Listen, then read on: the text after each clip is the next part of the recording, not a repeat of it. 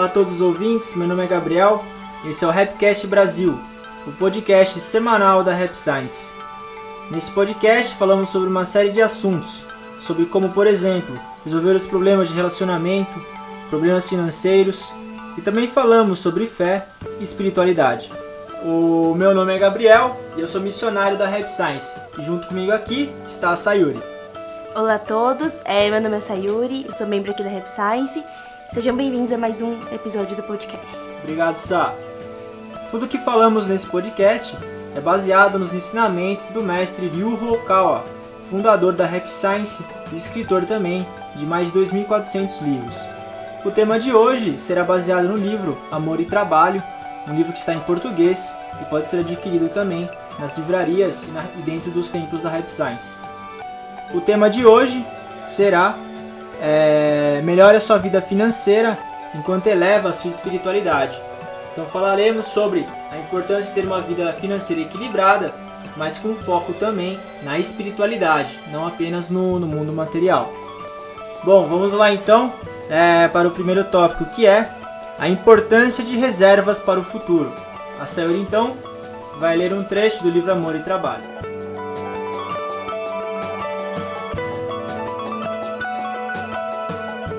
As obras do Dr. Seiroko Honda.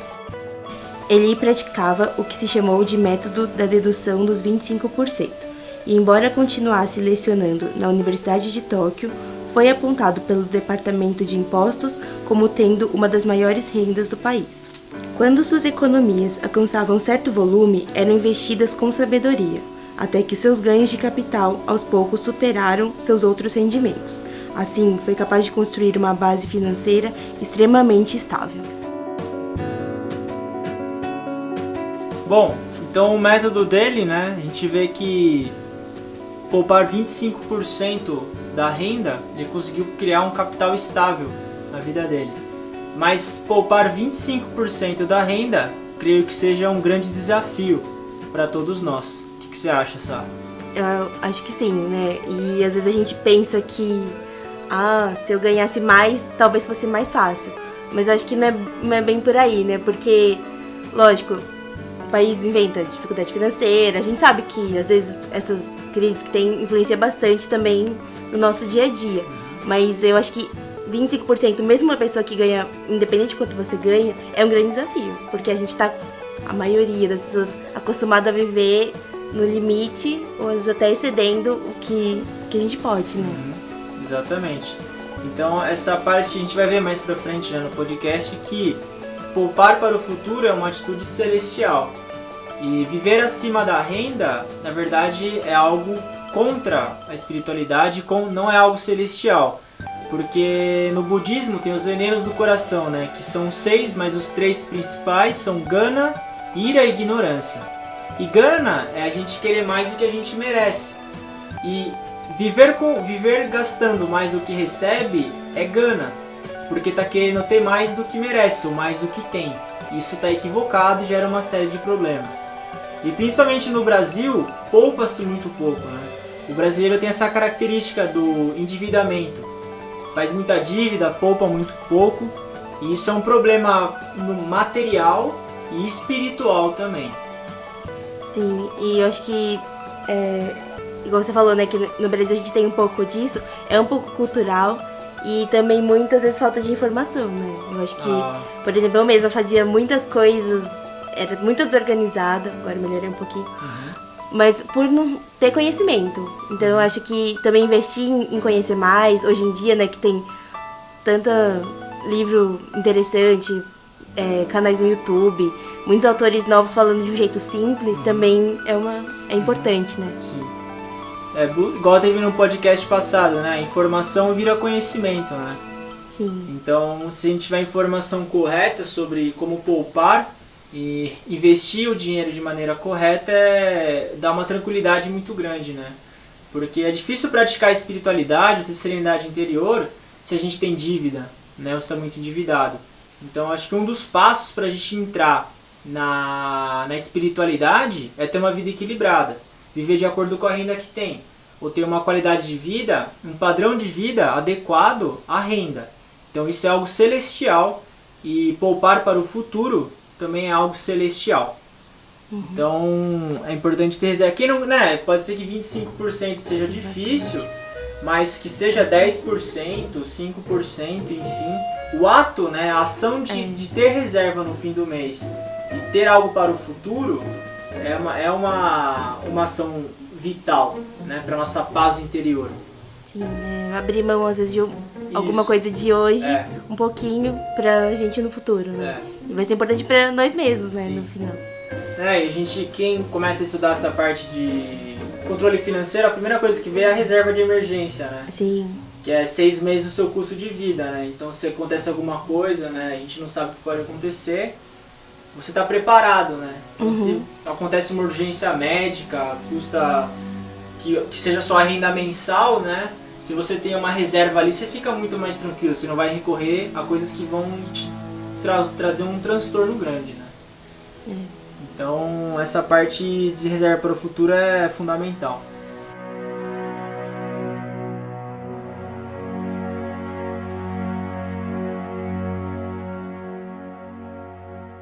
A gente vai agora para a segunda parte, que é a relação entre a espiritualidade e a saúde financeira. Então a Sá agora vai ler alguns trechos relacionados a esse tema.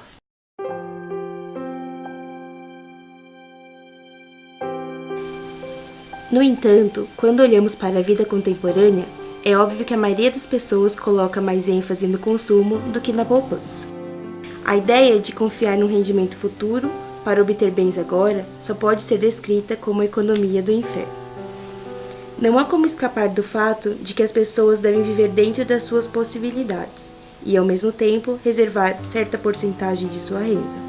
Isso é o que podemos considerar um estilo de vida celestial. Poupar dinheiro, deixar um capital para o futuro, isso é o que permite alcançar uma vida com a espiritualidade. Perfeito, obrigado, Sá. Bom, então a gente vê que no livro Trabalho e Amor, né, o mestre aborda uma série de temas, né? Ele fala também sobre a importância do descanso, né? A gente pode abordar isso em outras edições do podcast também, mas dessa vez ele falou da parte financeira. Então ele usou um termo pesado, né? Economia do inferno. E realmente, gastar muito dinheiro, né? Ou não se preocupar muito com o futuro, não ter poupança, pelas palavras do mestre, e é o que a gente acredita, é infernal. Sim, e hoje um ponto legal é que você para pensar mais por quê, né? Falar de vida financeira e espiritualidade. Eu também, antes eu achava que não tinha muito a ver uma coisa com a outra. Mas se a gente tá aqui, a gente tem um corpo material, a gente vive aqui, é um aprimoramento que a gente também vai ter que passar, né? Sim. De desenvolver essa parte financeira. Porque o dinheiro, né, o fator emocional, ele é muito ligado com o dinheiro, né, a personalidade, né? Então, quem é muito impulsivo, né, compra por impulso, não se controla, né? Sim. E a perda do controle do coração, o controle da emoção, ela está relacionada com a espiritualidade. Quando a gente começa a praticar a espiritualidade, o primeiro objetivo é controlar o pensamento, é controlar o coração. Esse controle, mesmo no ato de uma compra, ele é fundamental. E o que a gente comentou no podcast anterior da prioridade, né? Sim. Então você vai comprar uma coisa, será que você precisa mesmo disso? Porque é só a gente ver, você vai no mercado, se você não faz uma lista, você compra muito mais coisa. Compra por impulso, né? Sim. E também essa parte da disciplina, né? Porque, mesmo lembrando do item anterior, para você decidir guardar uma parte e manter esse compromisso, a gente tem que ter uma certa disciplina. Porque, às vezes, a gente quer muito uma coisa, às vezes a gente tem o dinheiro e você opta por falar, não, esse dinheiro já é para outra coisa que eu tinha destinado primeiro. Então, assim, ter essa disciplina também faz parte de um desenvolvimento da espiritualidade. Sim, né? Com certeza. Porque a espiritualidade, ela envolve disciplina, né? Sim. A gente fala aprimoramento espiritual, mas pode se chamar também de disciplina espiritual.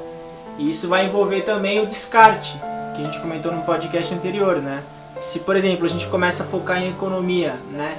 Pensar no futuro, e a gente tem amigos que gastam muito dinheiro, vai chegar uma hora que a gente vai ter que escolher. o que é importante? Não é que vai descartar os amigos, mas vai ter que se afastar em prol do seu objetivo, né? Sim. Então, a disciplina, né? Estabelecer prioridade é fundamental e está envolvido com a nossa disciplina espiritual também, né? Então, está interligado uma coisa com a outra, né? Eu acho que às vezes a gente tende a pensar assim, essa é minha vida financeira, aqui minha vida espiritual, mas no fundo é tudo uma coisa só, né? Então não existe muita separação, assim.